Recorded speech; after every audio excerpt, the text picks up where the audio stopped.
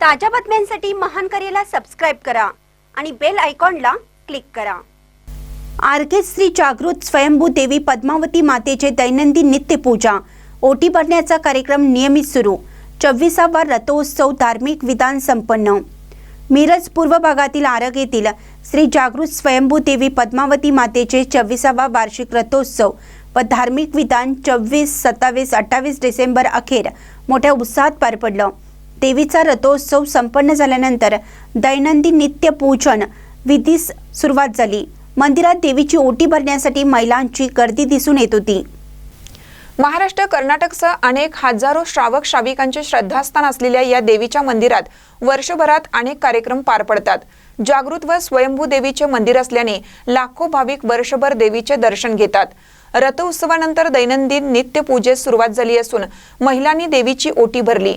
यावेळी विधानात मौजी बंधन, श्री क्षेत्रपाल विधान, 24 तीर्थंकर विधान व 96 क्षेत्रपाल विधान, श्री ज्वालामालिनी विधान, श्री माता कुष्मांडनी विधान, श्री सरस्वती विधान, श्री माता पद्मावती विधान, पद्मावती मातेची शृंगार पूजा, कुंकुमार्जन अभिषेक झाले। 2026 रोजी देवीच्या रथोत्सवाचे 25वे वर्षातून दरवर्षीप्रमाणे मोठ्या उत्साहात धार्मिक विधान पार पडणार असल्याची माहिती संयोजक शीतल उपाध्ये व वंदना उपाध्ये यांनी दिली। महानकर न्यूजसाठी निरंजन सुतार, आरग। नमस्कार, मी शीतल अण्णासाहेब उपाध्ये, उपअभियंता, महाराष्ट्र जीवन प्राधिकरण, आरग गावामध्ये पार्श पद्मावती मंदिराचे संयोजक असून आरग पार्श पद्मावती मंदिर हे जागृत आहे।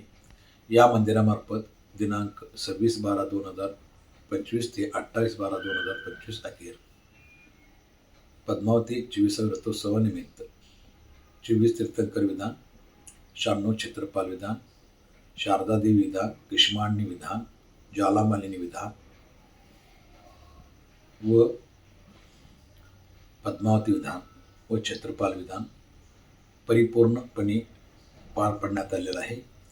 सदरच्या कार्यक्रमामध्ये अंदाजे 3.5 ते 4,000 महिला महाराष्ट्र, कर्नाटक, अन्य राज्यातून उपस्थित राहून पुण्याचा लाभ घेऊन विधान पार पडून त्यांच्यासोबत कमीत कमी 15,000 लोक दर्शनास येऊन पुण्य लाभ करून घेतलेला आहे। या कार्यक्रमामध्ये 24 तीर्थंकर विधान असल्यामुळे 24 रथ, रोबो हत्ती, घोडा, वाद्य मध्ये मोठा कार्यक्रम रथोत्सव पार पाडण्यात आलेला आहे। तसेच या मंदिरामध्ये दिनांक 29/12/2025 पासून देवीची नित्य पूजा व ओटी भरण्याचा कार्यक्रम होत आहे। या मंदिरामध्ये जे जे भक्त येतात त्या भक्तांचे 3 महिन्यामध्ये देवी त्यांची इच्छा परिपूर्ण करत असल्यामुळे मंदिरातील येणाऱ्या भक्ताच्या सहकार्यामुळे सदरचा कार्यक्रम होत आहे। दिनांक 25/12/2026 ते 27/12/2026 अखेर 25व्या वर्षी वर्धापन दिन साजरा करण्यात येणार आहे।